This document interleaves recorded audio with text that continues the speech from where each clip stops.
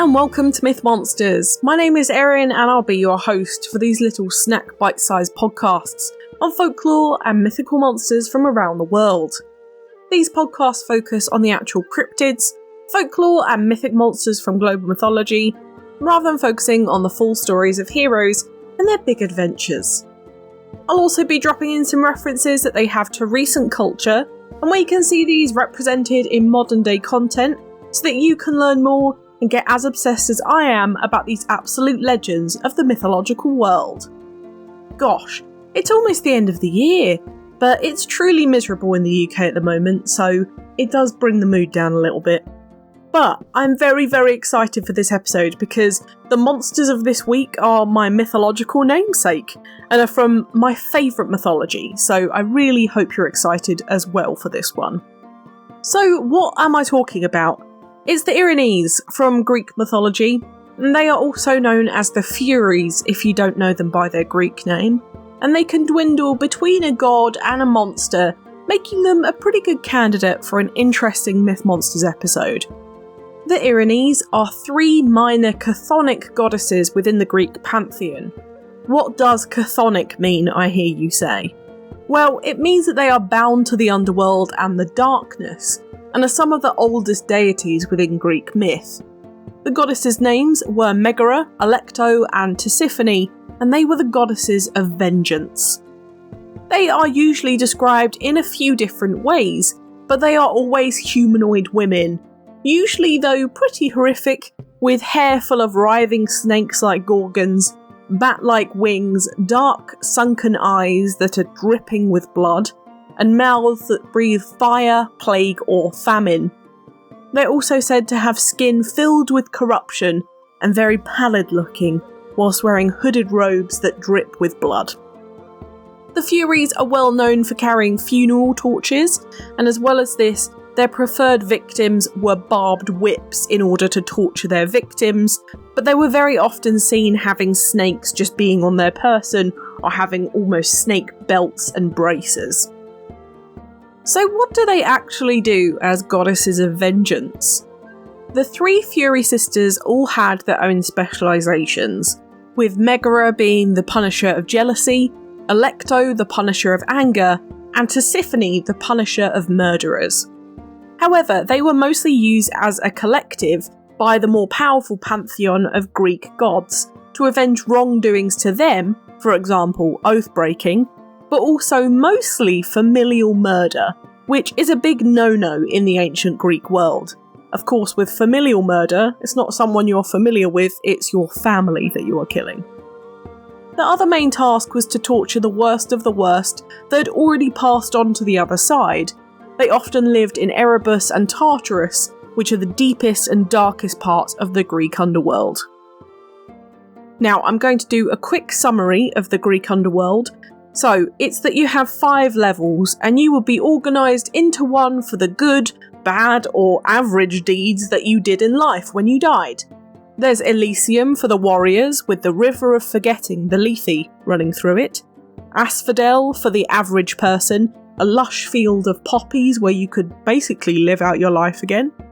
Tartarus for the evil and wicked, a rocky, dark place where the fiery lake of Phlegethon ran. And Erebus, the darkness of the underworld, a land of nothingness and an empty black void. There's also the House of Hades, where the god of the dead lives and sentences mortals to their level of the underworld, but we're not actually entirely sure where it sits in the underworld itself, so we'll count it as an extra level. The Erinyes would live between the darkness of Erebus and the tortured souls of Tartarus when they were not in the surface hunting mortals, and they would antagonise shades who committed the worst of crimes with words of hatred, resetting their eternal punishments, driving them mad, or just mutilating them with their whips or other weapons. I'll talk about specific people that they torture later on, who you will recognise if you're a Greek mythology fan like I am. On the surface though, they were relentless in their pursuit of vengeance, not justice, for crimes such as perjury, mistreatment of elders or parents, xenia, which is the law of hospitality, disrespect of the gods, mistreatment of holy people, but most of all, murder in any fashion, and they would hunt them down till the end of time, making them some of the scariest monsters to ever exist within mythology to the common man. They would try and drag their prey back to the underworld for a lifetime of torture, and if they couldn't catch them there and then, they would make sure to at least maim their target or drive them mad. You can also swear the Furies to attack someone as a person on the surface, so that's pretty cool too. But if you are found to be incorrect or just lying about them, they'll take you instead. They would also be able to invoke curses and plague, and prevent people from learning too much about the future, as well as taking away a person's reason, fertility or power, or making them blind or mad. Probably the question you're thinking is, are they evil then? Not really. Whilst there is a certain darkness to the chthonic gods, they were created to do a job. The Erinyes were formed from the blood spilt from the death of the Titan Uranus, when he was castrated by his son Kronos, which, if you know anything about Greek mythology and how the whole Greek world formed, they were the original gods. When the blood hit the sea, the Erinyes sprung forth from their mother, the Earth Titan Gaia, who was actually the personification of Earth. And alongside the Erinyes sprung the Meliae, the tree nymphs, and the goddess Aphrodite, who formed separately from the sea foam from the genitals being cast into the sea, rather than the blood itself, therefore relating her to sexual organs and love and lust. They were born from pure violence, but sometimes it's told that they were born from the dark, by the chthonic goddess Nyx, goddess of the dark, and Erebus themselves, which, if you remember, I said as a location in the underworld before, but it's actually, as Gaia is, the personification of dark, and so is technically a living, primordial being. And possibly one of the oldest being alive, one of the first sprung from primordial chaos like his sister, Nyx. Yeah, unfortunately incest is a real big thing in Greek mythology.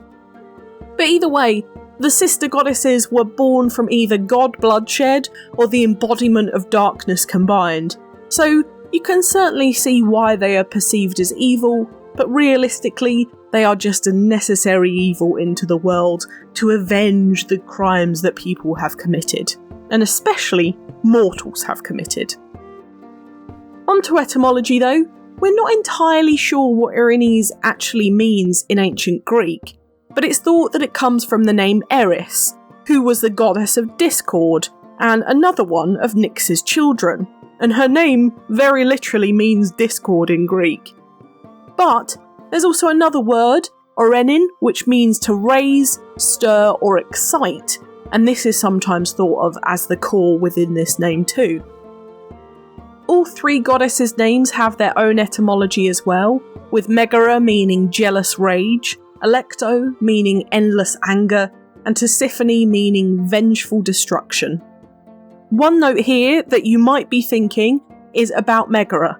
Now this is not the same Megara from the myth of Heracles, they just have a very similar name with a very similar spelling, and she is not Heracles' wife. They are two different characters. There's an extra E in Megara's name in the Fury side, so that's how you can differentiate the two. We can talk about the English version of the name, which is the Furies. However, it's not massively interesting. That's about all I have to say on it. It means anger. Another Greek name though is Eumenides, which means the gracious or kindly ones, which might sound a little bit weird given their reputation. But this was the name that was spoken by mortals, as to call them by their real name was to invoke their attention. Much like Hades never being referred to as Hades, he was referred to as Pluton, or the Rich One. For their history though, they're from ancient Greece, so we know that they are really, really old. But most Greek myths come from plays and books written by worshippers of these gods, and the Erinyes are no exception. They were first mentioned, at least as far as we know, in the Iliad, which is an epic poem written by Homer in around the 8th century BC, or around 800 BC, which was a very long time ago. This epic poem gives us most of our information about Greek myths and monsters, but they are mentioned throughout Greek theatre and text, and one of the most famous mentions was Aeschylus, who wrote about the tragic hero Orestes. I'll give you a summary of this story. Orestes was the son of King Agamemnon and Queen Clytemnestra of Mycenae, and after his father returns from the Trojan War, his mother decides to kill his father, committing the horrid sin of mariticide, because he sacrificed their daughter for good winds to sail to Troy with. Pretty insane, yes. The Erinyes come to hunt for Clytemnestra, but Orestes beats them to it, killing his mother and committing matricide, meaning that the Erinyes turn their vengeance towards him. Orestes is told by Apollo, god of prophecy, that to escape this torture, he must go to Athens to be heard by Athena, goddess of wisdom, in a trial. The Erinyes pitch their case to Athena, but she decides to acquit Orestes, and the Erinyes threaten Athena with torturing the city of Athens and poisoning the ground around it in vengeance. Athena instead gives them new roles as protectors of justice rather than vengeance, and protectors of Athens itself. But she does also threaten them that she could just zap them with one of her dad Zeus's lightning bolts, as she knows where he keeps them. And the Erinyes are then instated as protectors and are then honoured by the people. I won't spoil the rest of Orestes' myth, you can look it up. But another Greek hero that they come into contact with is Oedipus, the blind king of Thebes. After his very tragic life of killing his father, having children with his mother, poking his eyes out and walking around Europe and the Middle East for years, Oedipus finally finds a place to die in Colonus, which was sacred to the Erinyes. He is told to leave out of fear of him cursing the grounds, because generally he's pretty cursed, but Oedipus was told in a prophecy that he would die in the Erinyes' sacred grounds. The citizens of Colonus very much want to get rid of Oedipus and the curse that he carries with him, and doesn't want to bring on the wrath of the Erinyes, but Oedipus tells his tragic story to them, and in pity, in order to bypass any curse or vengeance by the Erinyes, they make him a citizen, so to welcome him into the land, and for him to be able to die in peace. He does eventually die, watched by the Erinyes in their sacred grove, and his children go on to, well, murder themselves, driven by no other than Tisiphone herself.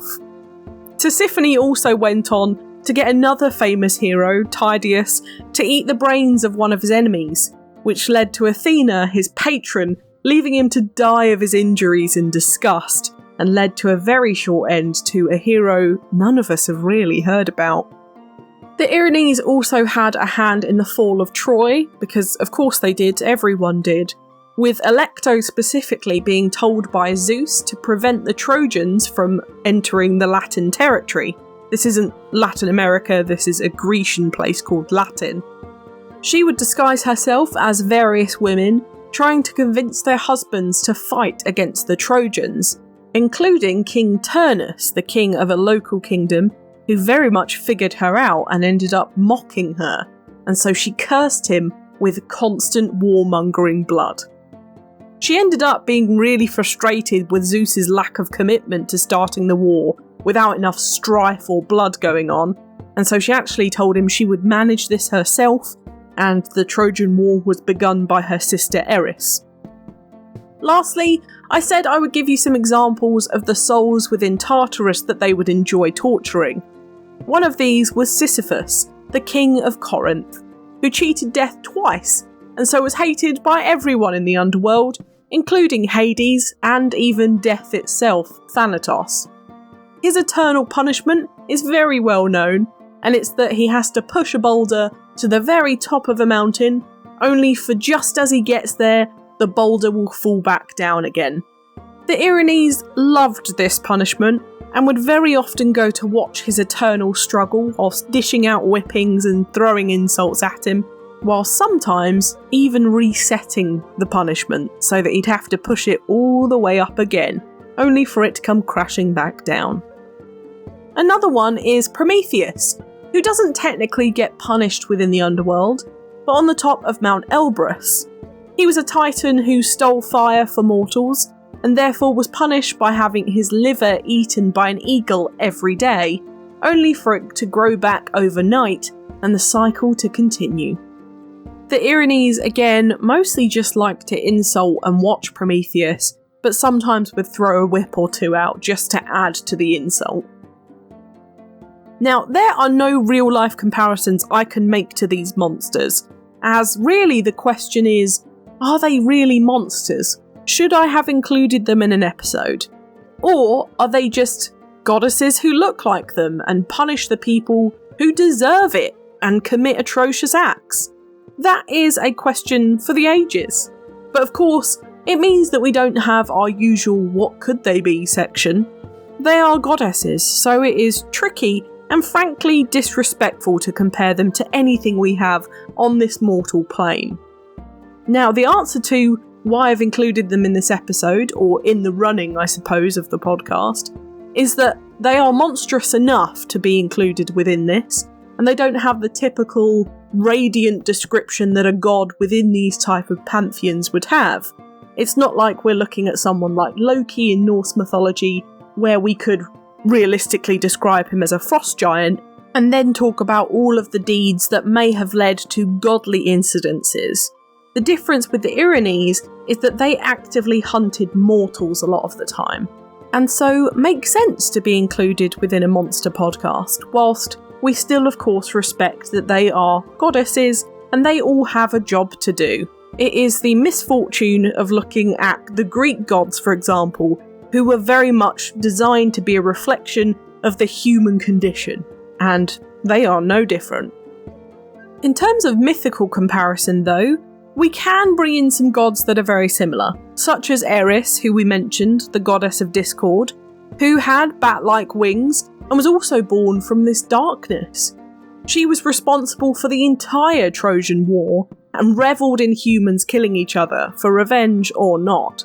She is technically their sister in some tellings if you go down the Erebus and Nyx parentage. Speaking of which, another is Nemesis, the goddess of hubris and avenger of crime, making her the very good version of the Erinyes. She is another daughter of Nyx, and is where the word nemesis comes from in English, but she could definitely be seen as a mirror image of the Erinyes for this. Unrelated to Greek mythology, I can't help but relate them to the 4 horsemen of the apocalypse. Yes, I know there are only 3 of them, but I feel like they will be the ones riding in to destroy the human race in the end days, with their wings and whips and breaths of destruction.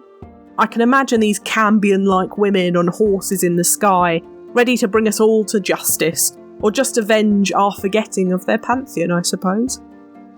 Lastly, I want to talk about some sanctuaries that you can still go and visit today if you wanted to, such as in Athens, they had a temple near the Areopagus, where murderers were trialled and acquitted defendants were expected to leave offerings to them. Another is in Colonus, where Oedipus died, if you remember, and in the centre was a grove that no one was allowed to enter, as it was said to be his hidden resting place that no one outside of Theseus the hero could know. But they also had temples in Sion, Serenia and Eurythe, in Arcadia and Megalopolis, as well as a festival called Eumenidia, where there would be flower garlands, Nephalia, which is where wine is forbidden, and pregnant animal sacrifices, which is the real bad part of this. But moving on to modern media, there is so little with these ladies in, so I've put in the best I can, but realistically, not many tropes suit them either, so it's a bit tricky and it might feel a little less than usual today. For art, have a look at The Remorse of Orestes by William Adolphe Bourgeault from 1862 for a beautiful version of the Erinyes. Or you can also look at Orestes Pursued by the Furies by Karl Rahl from around 1850 for a fantastic portrait of them. Otherwise, I'd really recommend checking out the art from Hades, the video game, for some really great modern art of these ladies, and otherwise independent as always. In movies, we have Percy Jackson the Lightning Thief, The Gorgon, and A Wounded Fawn. For TV, we have Once Upon a Time, For the Love of Zeus, Charmed, Xena the Warrior Princess, and The Twilight Zone. In video games, we have ones such as God of War Ascension, Hades, Percy Jackson the Lightning Thief, God of Olympus, and the 12 Labours of Hercules. Now, both Hades and God of War are big recommendations because there's a lot of content in there for them, as they are major characters within these series.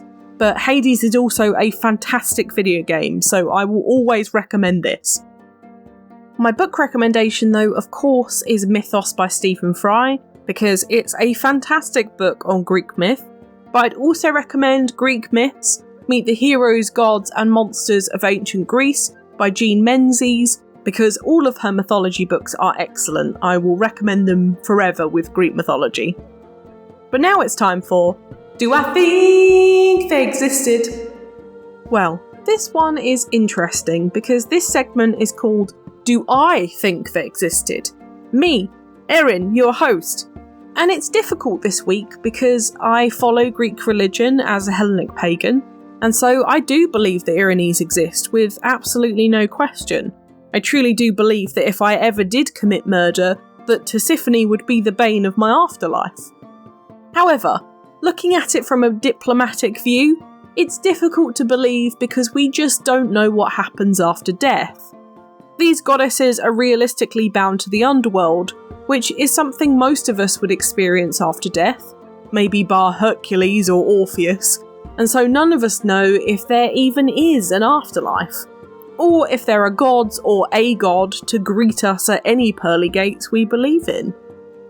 Outside of that, when they hunt down on the surface, you could realistically think of them as the personification of guilt or the feeling of injustice. So realistically, that feeling can just follow you around and eat away at you for your entire life. Interestingly though, growing up within a Western and mostly Christian-influenced country, the idea of hell and Satan and his band of demons torturing you for eternity is very common. And really, the Furies are just the Greek religion ideal of this, but just for very specific crimes. So yes, I am slightly biased, but we've never covered a Greek god/monster before, so it is new ground, but an interesting concept. I never usually talk about my religion either, so it's always nice to put something personal in this segment, and people are usually interested by it, I suppose.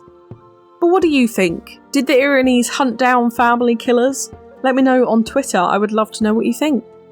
I'm so glad we could cover these. I've been waiting for so long to bring them up within the podcast, as they are one of my absolute favourite deities, although, as always, a tricky one to balance between monster and god, and certainly an argument that I love to discuss.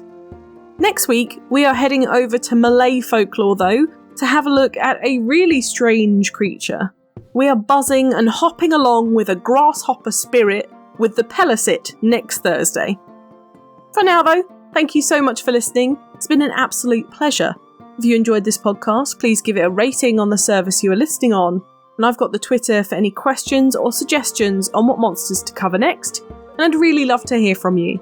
The social media handles for TikTok, YouTube, Threads and Instagram are Myth Monsters Podcast, and the Twitter is Myth Monsters Pod. But all of our content can be found at mythmonsters.co.uk, and you can find us on Good Pods, Buy Me a Coffee and Patreon if you want to help me fund the podcast too. Come join the fun though, share this with your pals, they might love me as much as you do. But for now, stay spooky, and I'll see you later, babes.